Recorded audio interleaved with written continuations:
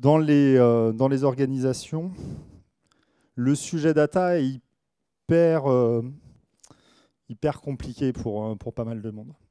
D'une part, si on regarde avec un COMEX la vision stratégique de ce que veut dire la data, c'est un outil de la DSI, c'est un sujet stratégique, on veut être data-driven, on veut être data piloté et tout ça. Les collaborateurs en face de ça, ils sont aussi face à leur connaissance et leur maîtrise du sujet. Donc certains qui sont très moteurs en se disant voilà, la donnée, on va être mieux piloté, ça va être super. Il y en a qui vont avoir peur, un modèle d'IA peut complètement chambouler mon métier. Et après, on est face à des sujets qui sont complexes, des chantiers technologiques. Finalement, est-ce que notre structure même IT est cohérente par rapport à l'enjeu? Et de l'autre côté, finalement, quelle est la réalité d'un patrimoine de données? Donc, ce qui a pour impact un truc qui est assez rigolo, c'est que finalement, d'un côté, on peut avoir des visions stratégiques assez colossales pour l'entreprise. Donc, du coup, un truc de on va viser la Lune. Face à ça, en fait, ces ambitions-là sont malmenées finalement par toutes ces désillusions, puisque les métiers, le COMEX, l'IT et la donnée ne sont pas alignés. Et cet impact, l'impact que ça a sur les organisations, c'est que finalement, d'une ambition qui pourrait être intéressante, audible et logique, est complètement torpillée au fil et à mesure du temps, jusqu'à en arriver finalement à traiter quelque chose qui ne devient plus stratégique, qui est la réalisation finalement de cas d'usage. Donc, je ne dis pas qu'il ne faille pas faire de cas d'usage, je dis juste qu'une ambition stratégique ne peut pas être des cas d'usage. Donc, si toutes ces choses-là où les ambitions sont mal traitées, on peut finalement admettre cette chose-là, c'est que la data, pour les organisations, c'est un truc qui est complexe et abstrait. Et c'est là que la brique Lego rentre en marche. Donc, pourquoi la méthode Lego Serious Play va être intéressante dans le cadre de la donnée?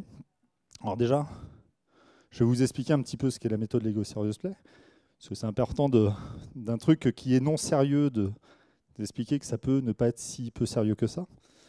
C'est qu'en fait, dans les années 90, la société Lego était face à une vraie problématique, c'est la concurrence arrivait et c'était des gens qui fabriquaient des jeux vidéo. Donc les enfants étaient plus grands plus vite et finalement jouer n'était plus finalement un sujet d'entreprise. Donc là, c'est bon. Donc, ça saute.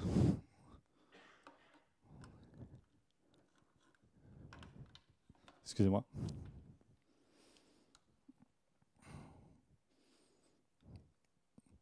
Vous passez à la télé.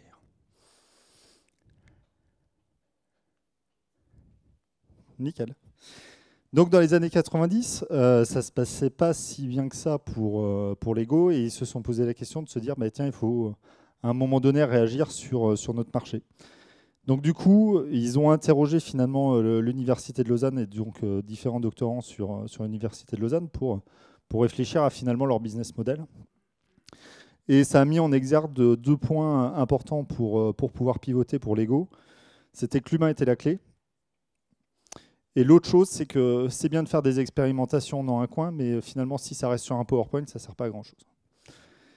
Donc de ça, en fait, ils ont lancé en 96 finalement une division au sein de Lego qui avait pour but de mettre à disposition Lego en tant que laboratoire taille réelle d'entreprise pour des sujets universitaires autour des nouvelles méthodologies de travail. Et c'est là où ils ont commencé à constituer finalement Lego Serious Play.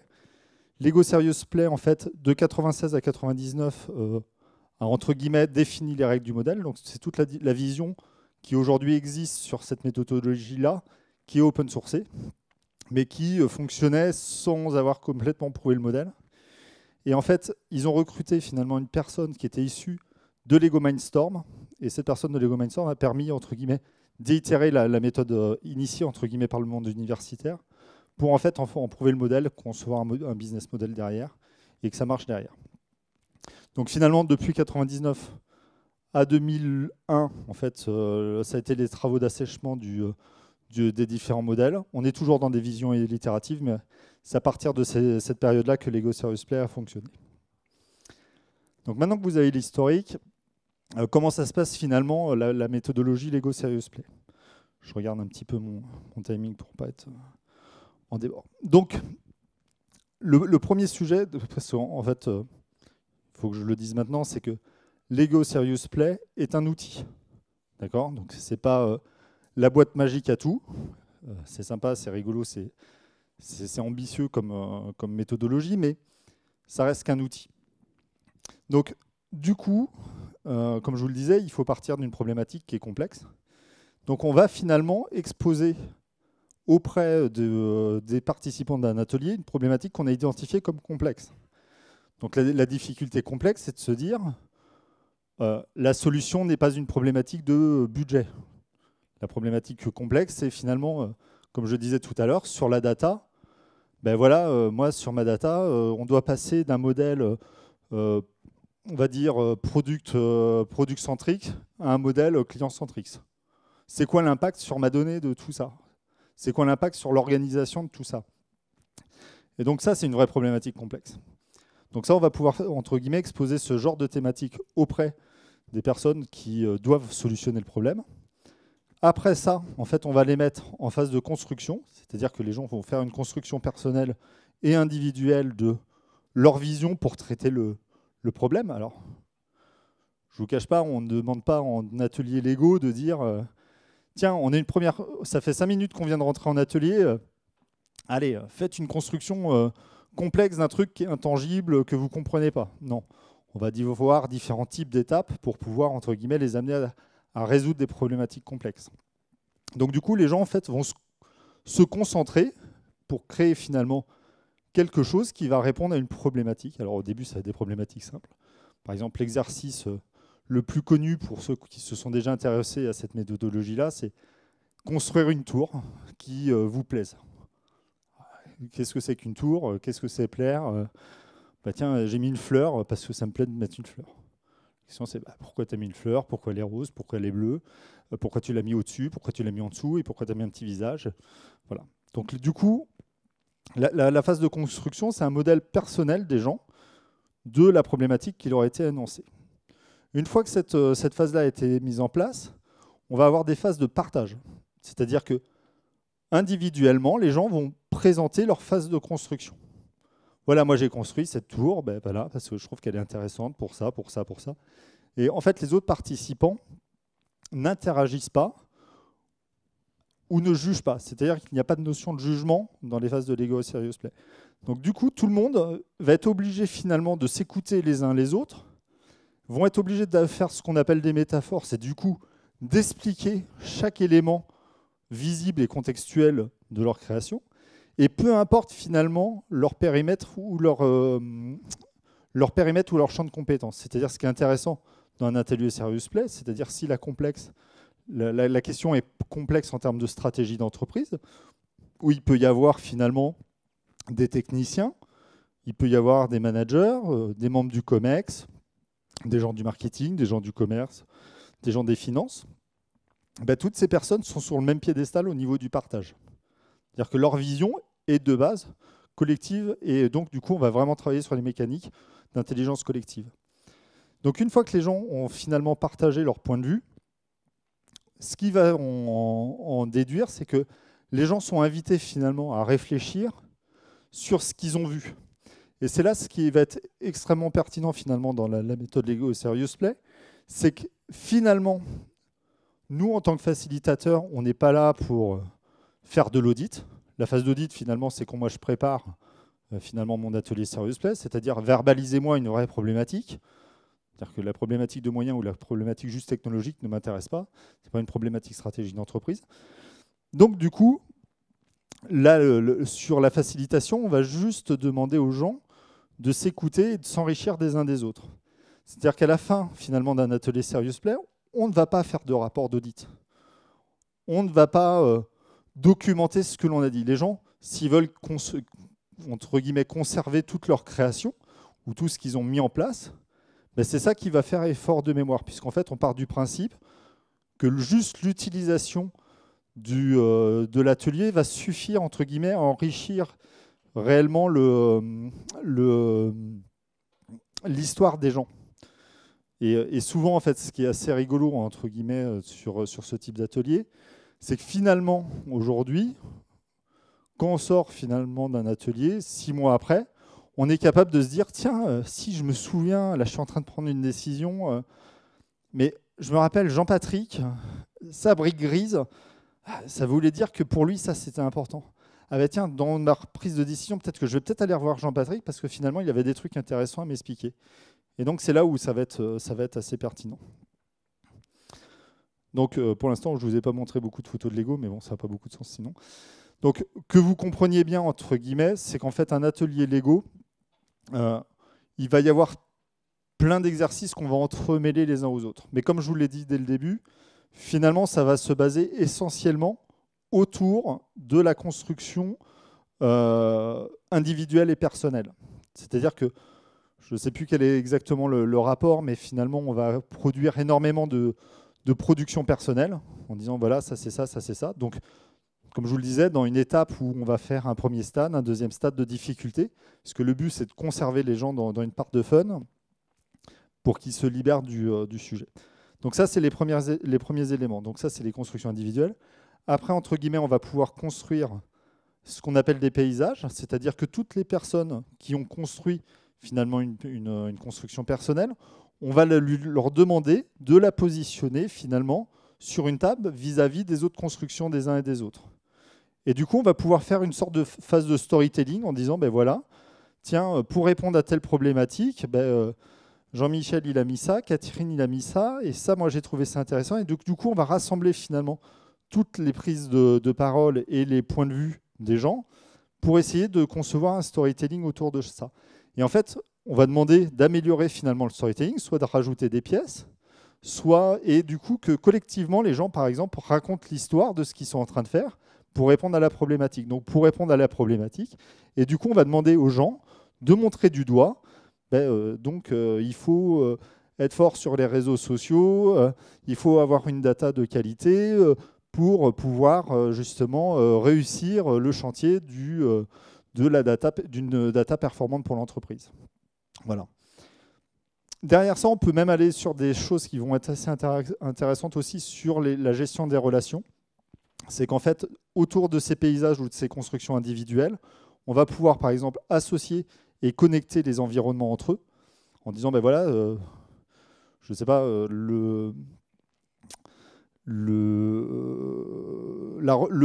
alimenter mon CRM, ça va bien avec les données de la production.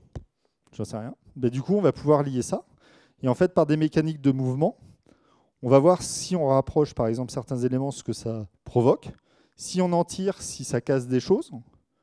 Et de ça, en fait, étonnamment, les structures cognitives de notre cerveau vont permettre, entre guillemets, d'avoir des interprétations logiques aux choses. Et du coup, verbaliser finalement le non verbalisé pour pouvoir, entre guillemets, avoir finalement des bonnes prises de décision. Donc, je vous ai parlé surtout de Lego Serious Play. Je ne vous ai pas beaucoup parlé de la data dans le salon de la data.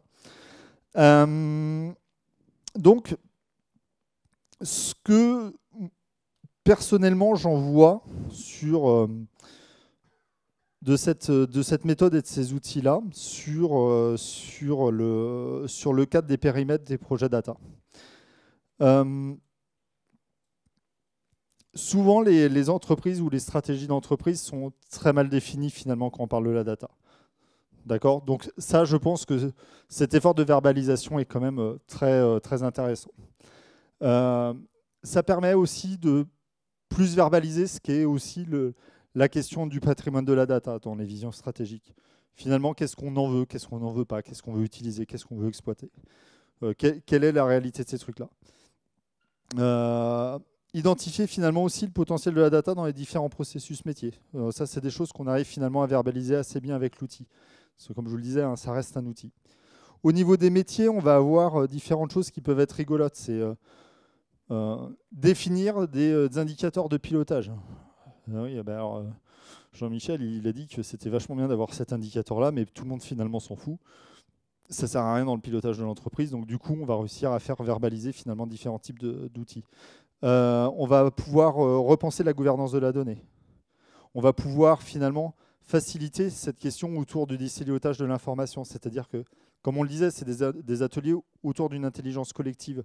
Aujourd'hui, les entreprises, finalement, même si elles se désilotent, elles restent souvent silotées finalement par rapport à un patrimoine de données qui ne permet pas l'échange. Les référentiels communs ne sont pas tendus, il y a des applicatifs métiers dans tous les sens. Donc à un moment donné, finalement, travailler ensemble et désiloter l'entreprise, ça va passer aussi par ce genre d'outils. Et après, derrière, on peut aller même sur des chantiers qui vont être beaucoup plus orientés techniquement parlant, sur la partie, par exemple, urbanisation du SI. Comment on veut définir, finalement, il y a telle base de données, ce qui doit être échangé avec telle base de données. Finalement, on veut mettre un cloud dedans, quels sont les différents impacts. Ça, c'est moins les chantiers sur lesquels je suis à l'aise. Mais par exemple, on peut aller jusqu'à ce genre d'usage. Et comme je vais laisser un petit peu de temps aux questions-réponses, j'ai 3 minutes pour vous passer cette slide-là. Donc, en termes de... comme je vous disais, moi j'ai été certifié Lego Serious Play et je vous ai expliqué un petit peu le cheminement qu'on a eu pour se dire, tiens, quel type d'outils dans des démarches design thinking on pourrait enrichir le parcours. Et en fait, Lego Serious Play se positionne assez naturellement dans les démarches que l'on a sur les enjeux des projets data. Le premier élément pour moi qui est extrêmement marquant, quand on fait un atelier, finalement, Lego Serious Play, c'est ce qu'on appelle le pouvoir des mains. C'est-à-dire que toute personne facilement manipule naturellement du Lego. Pour donner un ordre d'idée, sur notre stand, j'ai juste mis un Explobag et depuis ce matin, je pense qu'il y a eu une trentaine de créations, de conceptions, sans que jamais je pose la question aux gens de construire avec des Lego. Les briques Lego devant les gens construisent. Même si les gens ne sont pas moteurs de la démarche, ils commencent à construire naturellement. Et puis même les gens qui sont contre le truc en disant oh là là, moi j'ai des réunions super importantes, on me demande de faire un atelier Lego, c'est bon, moi j'ai un vrai travail. En fait, même s'ils décident de polluer l'atelier, c'est-à-dire ils vont faire, voilà, vous m'avez demandé une tour, ma tour c'est une brique. Ok, explique auprès de tout le monde ta brique. Pourquoi c'est ta tour? Pourquoi tu as décidé de le faire avec une brique? Et en fait, les gens, à un moment donné, se recrantent dans l'atelier. Donc ça, cette histoire de pouvoir des mains est quand même extrêmement intéressant sur l'accessibilité et l'engagement naturel et créatif des gens. Derrière, il ne faut pas oublier que c'est un atelier qui est quand même hyper fun. Et en fait, ce fun a un avantage extrêmement intéressant, c'est que vous faites un atelier Serious Play, il n'y a personne qui cherche à checker ses mails sous le bureau, il n'y a personne qui regarde son wall Instagram, les gens restent focus sur la question. D'une part parce qu'en fait, en tant que facilitation, en fait, on met une petite pression naturelle. Vous avez 3 minutes pour faire une tour. Putain. Il y a 5 boîtes de Lego de 3000 pièces autour de moi. Faire une tour, je vais utiliser quoi? Pas simple. Donc, du coup, les gens sont dans une part de mini-pression pour les tenir, entre guillemets, engagés dans le truc, et qui marche finalement extrêmement bien. Et les gens, comme je vous le disais, sont impliqués assez naturellement. Et finalement, pourquoi on fait un atelier? C'est que malgré tout, on a un attendu en delivery. Et par cette façon de changer les gens de cadre, par cette façon de les mettre face à une part de choses pas habituelles. D'une part, on les fait travailler autrement leur cerveau, mais en fait, on va sortir un jus qui est quand même extrêmement pertinent et qui est du coup extrêmement mémorisé facilement, comme je vous le disais tout à l'heure. Et en fait, comme tout le monde parle le même langage, comme tout le monde a donné toutes les explications de leur interprétation sur la problématique, sans aucun filtre, démontré, parce que comme je vous le disais, ça pour moi, du coup, la donnée non raffinée, c'est ma brique noire avec une tête de mort. Ah oui, pour lui, c'est un vrai problème. J'ai compris que c'est une tête de mort. Ça doit être un truc hyper dur pour lui. Et donc, Tout ça fait qu'en fait, on est capable, derrière les ateliers Serious Play, de finalement faire de la prise de décision assez naturellement dans les organisations. Et finalement, c'est ça qui est le plus important, c'est-à-dire qu'aujourd'hui, comme je vous le disais, quand ils ont inventé la méthode Lego Serious Play, c'était de se dire, ne faisons pas des choses pour que ça reste sur une étagère. Et en fait, la méthode Lego Serious Play, comme on va avoir le bon niveau finalement de décision lors des ateliers, alors ça nécessite un peu de convaincre, de démontrer. Hein. Après, on a plein d'outils pour démontrer que ça marche réellement. Mais du coup, ça fonctionne de cette façon-là. Donc, comprenez bien ça, c'est qu'entre guillemets, comme je vous le disais, ce n'est pas un atelier, un outil miraculeux. Hein, mais entre guillemets, si vous êtes face à des problématiques complexes ou abstraites, ce qui est 90% des cas des projets data, ben finalement, la méthode Lego Serious Play a 2-3 arguments à vous donner. Je vais laisser les 3-4 minutes qui laissent aux questions-réponses. Et sinon, pour information, on a un stand qui est chez Micropole qui n'est pas très très loin. Et j'en profite aussi pour donner un sujet, c'est que là, vous êtes trop nombreux. Donc, je n'avais pas suffisamment de boîtes Lego pour faire de la prise en main. On va faire un petit atelier courant octobre chez Micropole dans la suite de cette conférence pour que vous compreniez un petit peu la mécanique de façon concrète. Voilà, je suis à votre disposition. Merci.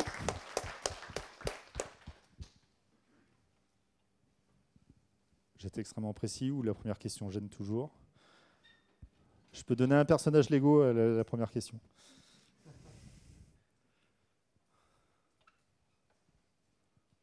Sinon, je me mets près du stand. Et puis comme ça, on libère la salle en temps et en heure. Merci à vous.